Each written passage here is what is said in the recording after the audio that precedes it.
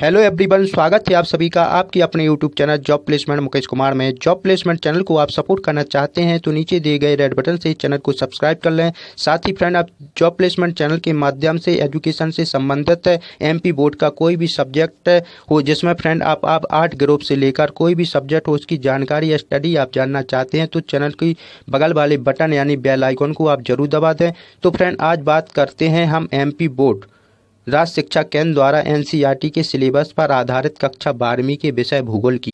तो फ्रेंड, आज हम स्टडी करेंगे भूगोल के प्रथम भाग यानी मानव भूगोल के मूलभूत सिद्धांतों के पहले चैप्टर की, जिसमें हम मानव भूगोल की क्या देखेंगे, प्रकृति और विषय क्षेत्र का अध्ययन करेंगे। जैसा कि आप देख रहे हो, जिसमें विषय क्षेत्र से जानने से पहले हम स्पष्ट कर दें कि मानव भूगोल है क्या, इसका भी अध्ययन करेंगे। यानी जो मानव भूगोल है वो किसे कहते हैं, मानव भूगोल के सिद्धांत के अंतर्गत हमें कितने चैप्टरों का अध्ययन करना है, मानव भूगोल की प्रकृति और विषय क्षेत्र कैसा है, इन सब का हमें डीपली अध्ययन इसमें क्या करना है यानी। तो इससे पहले जान लें कि मानव भूगोल है क्या, मानव भूगोल का उदय किसने किया, मानव भूगोल के क्या है जनक कौन से हैं, मानव भूगोल की ऐसी जो ग्रंथ है किस विद्वान ने लिखा है जिसका नाम एंथ्रोपोजोग्राफी है। इस सब की आप जानकारी डीपली जान लें।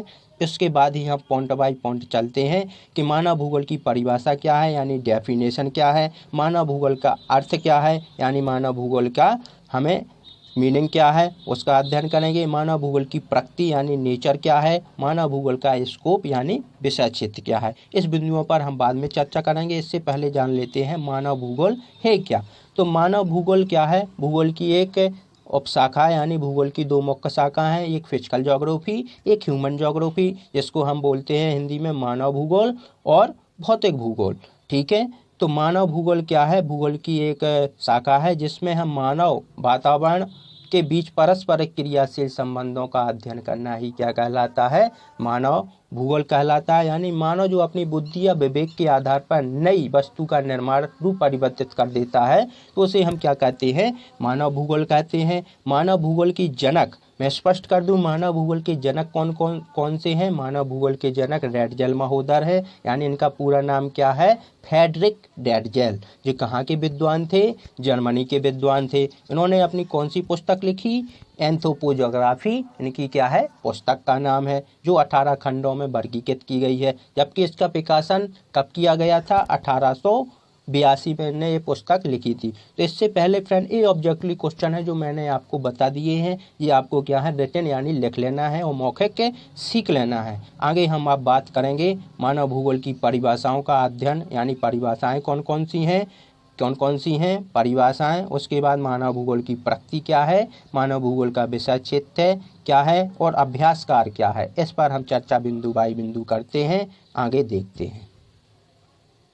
तो पहला टॉपिक है मानव भूगोल की परिभाषा यानी मानव भूगोल की डेफिनेशन कौन कौन सी है। डेफिनेशन के लिए हम स्पष्ट करेंगे तो देखते हैं अन्य विद्वानों ने मानव भूगोल की परिभाषाएं स्पष्ट की हैं, जिसमें हम देखते हैं रैटजेल महोदय ने मानव भूगोल की परिभाषा दी है। उनके अनुसार क्या है, मानव भूगोल मानव समाज और धरातल के बीच संबंधों का क्या है, संश्लेषण अध्ययन है। तो इस डेफिनेशन से स्पष्ट होता है छात्रों की मानव भूगोल में मानव और वातावरण एवं धरातल के बीच जो क्या होता है अंतर संबंध होता है, उसे ही हम क्या कहते हैं, मानव भूगोल करते हैं। स्पष्ट इस परिभाषा से हो रहा है कि इसमें क्या है, ऊपर दी गई परिभाषा में संश्लेषण पर क्या दिया गया है, जोर दिया गया है। दूसरी डेफिनेशन की बात करते हैं जिसमें है ईसी सैंपल। जो ईसी सैंपल थी वो कहाँ की विद्वान थी, मैंने पिछली वीडियो में आपको बताया था वो कहाँ की विद्वान थी, अमेरिका की विद्वान थी। जबकि रैटजेल की क्या थी, शिष्या थी। उन्होंने मानव भूगोल की जो डेफिनेशन दी है उसमें हम इन्वर्टेड कॉमा के आधार पर देखते हैं, मानव भूगोल अस्थिर पृथ्वी और क्रियाशील मानव के बीच परिवर्तनशील संबंधों का क्या है अध्ययन करना ही क्या कहलाता है, मानव भूगोल कहलाता है। यानी इसमें जो पृथ्वी के मानव भूगोल पृथ्वी के अस्थायी और क्रियाशील मानव यानी जो कार्य करने वाला मानव है उन दोनों के बीच क्या होता है, अंतर संबंध जब स्थापित हो जाता है तो उसे हम क्या कहते हैं, मानव भूगोल कहते हैं। यानी इस परिभाषा से स्पष्ट हो रहा है जब हम गतिशील यानी सैंपल की जो परिभाषा है जिसमें संबंधों को क्या है गत्यात्मक मुख्य शब्द बताए गए यानी गतिशीलता प्रदान की गई है। तो इस प्रकार से हमें मानव भूगोल की दोनों परिभाषाएं स्पष्ट कर लेना है। आप लिखना चाहते हो तो लिख सकते हो, मैं स्पष्ट एक बार और बोल दूं, जैसे मानव भूगोल मानव समाज और धरातल के बीच संबंधों का संश्लेषण अध्ययन ही मानव भूगोल। हमारा दूसरा टॉपिक क्या था? मानव भूगोल की प्रकृति, यानी जो मानव भूगोल की प्रकृति है उसके बारे में अध्ययन करना। प्रकृति मीन्स यानी नेचर, जो मानव भूगोल का क्या है, स्वभाव कैसा है, उसके बारे में हम अध्ययन करेंगे।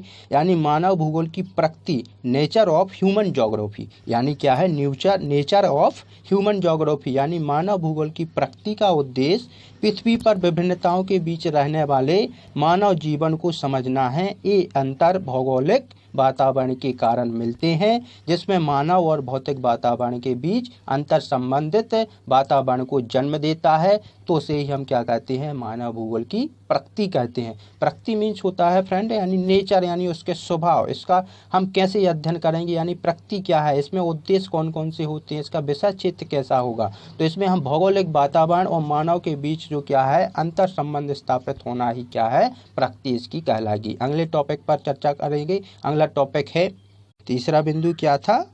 विषय क्षेत्र। तो विषय क्षेत्र के बारे में हमें अध्ययन करना है। मानव भूगोल के अध्ययन क्षेत्र के जो प्रमुख 5 अंग हैं उसके अनुसार ही हम विषय क्षेत्र को मानते हैं। तो मानव भूगोल का जो विषय क्षेत्र है, अलग अलग विद्वानों ने अलग अलग मतों के आधार पर मानव भूगोल के विषय क्षेत्र का क्या किया है, अध्ययन किया है। जिसमें हम पहले बात करते हैं फ्रेंच एवं तिब्बती। जो फ्रेंच और तिब्बती महोदय थे, उन्होंने मानव भूगोल का जो अध्ययन का क्षेत्र यानी स्कोप के बारे में बताया है। तो उन्होंने कहा है मानव और संस्कृति के मानव भूगोल का जो विषय क्षेत्र, उन्होंने 2 बिंदुओं के आधार पर ही अपना क्या है विषय क्षेत्र स्पष्ट किया है, जिसमें मानव और संस्कृति ही मानव भूगोल का विषय क्षेत्र है। जबकि जो बिलाडीला बिलास थे, वो उन्होंने मानव भूगोल के विषय क्षेत्र को 3 बिंदुओं यानी 3 तत्वों के आधार पर ही अपना विषय क्षेत्र वर्गीकृत किया है। इस प्रकार से मानव भूगोल के विषय क्षेत्र को आप डीपीडी जो पीडीएफ में मैं इससे स्क्रीनशॉट को भेज दूंगा, तो इससे आप कर सकते हो। अब बात करते हैं अभ्यासकारी प्रश्नोत्तरों की। तो अभ्यासकारी प्रश्नोत्तरों को हम इस प्रकार से देखते हैं, जैसा कि फ्रेंड आप स्क्रीन पर देख रहे हो छात्रों, कि मानव भूगोल की जो प्रकृति और क्षेत्र से संबंधित जो अभ्यासकार हैं वो जरूर पूछे जाते हैं, यानी क्षेत्र से संबंधित। तो अभ्यासकार में हम पहले ही क्वेश्चन पर बात करेंगे, जैसे नीचे दिए गए 4 विकल्पों में से सही उत्तर को चुनिए। स्पष्ट लिखा है निम्नलिखित कथनों में से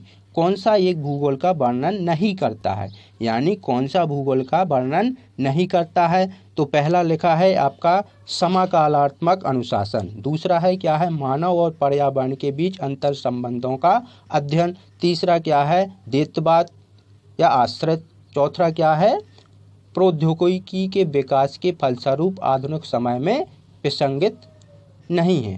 तो इसमें जो आपका आंसर सही होगा वो लास्ट वाला है। कौन सा आंसर है, यानी घा, क्या है घा आंसर इसका सही है। अगला क्या है निम्न में से कौन सा एक भौगोलिक सूचना का स्रोत नहीं है, क्या का स्रोत, यानी भौगोलिक सूचना का स्रोत नहीं है। तो भौगोलिक जो सूचना पत्र होते हैं, यानी फिजिकल ज्योग्राफी के, यानी नेचर के और आप मौसम विभाग के, तो सूचनाएं कहाँ से प्रदान होती है, जिसमें इसका आंसर क्या होगा प्राचीन महाकाव्य। भूगोल में यानी निम्नलिखित में से कौन सा एक भौगोलिक सूचना का स्रोत नहीं है, स्रोत नहीं पूछा गया है, देखते हैं यहाँ पे नहीं पूछा गया है। तो यात्रियों के विवरण अध्ययन करते हैं, ये स्रोत है। प्राचीन मानचित्र भी एक स्रोत है। चंद्रमा की चट्टानें पदार्थों के नमूने भी स्रोत है। जबकि स्पष्ट कौन सा हो रहा है, इसमें सही क्या हो जाएगा प्राचीन महाकाल, यानी इसका भी आंसर क्या है घा आंसर है। अगले पॉइंट पर अगला क्वेश्चन है निम्नलिखित में से कौन सा एक लोगों और पर्यावरण के बीच अन्योन्य क्रिया का सर्वाधिक महत्वपूर्ण कारक है। तो इसमें मानव बुद्धिमत्ता, औद्योगिकी, लोगों के अनुभव और मानवीय भाईचारा।